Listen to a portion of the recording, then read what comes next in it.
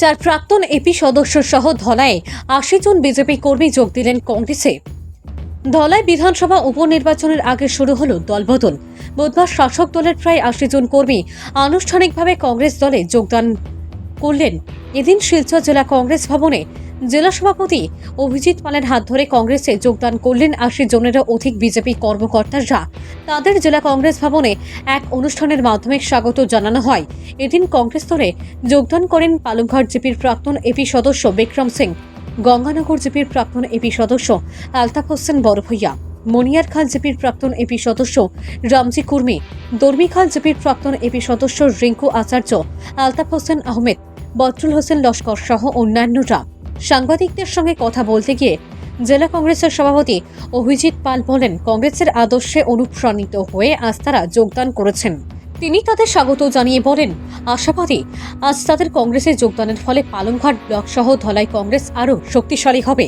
আগামী দিনে ধলাই উপনির্বাচনে কংগ্রেস জয়লাভ করবে। আগামীতেও আরও বিজেপি সহ বিভিন্ন দল ছেড়ে কর্মী সমর্থকরা কংগ্রেসে যোগদান করবেন বলে তিনি জানান। আজকে ভারতীয় জাতীয় কংগ্রেস দলের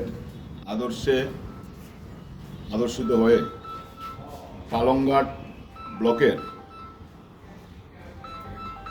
এক্স এপি মেম্বার পালংঘাট জিপির Bikram Singh, ex AP member Ganganagar জিপির Altaf Hossain Barbhuiya, ex AP member Maynarkhal জিপির Ramji Kurmi, ex AP member Dormikhal GP Rinku Acharya, Palangghat জিপির ex group member Altaf Hossain Ahmed, Palangghat GP group member Badrul Hossain Laskar, ওনাদের নেতৃত্বে প্রায় ৮০ জনের মতো কর্মীরা বিজেপি দল ত্যাগ করে কংগ্রেস দলে এসে যোগদান করেছেন।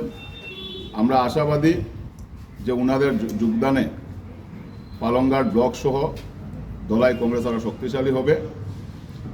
ওনাদের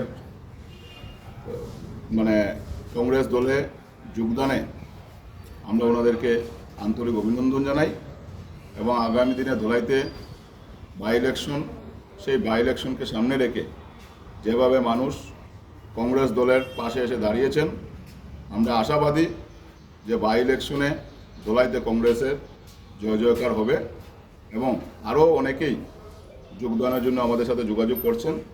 ইতিমধ্যে অনেক বিজেপি দলের কর্মী এবং বিভিন্ন দল ত্যাগ করে কংগ্রেস দলে এসে যোগদান করবেন।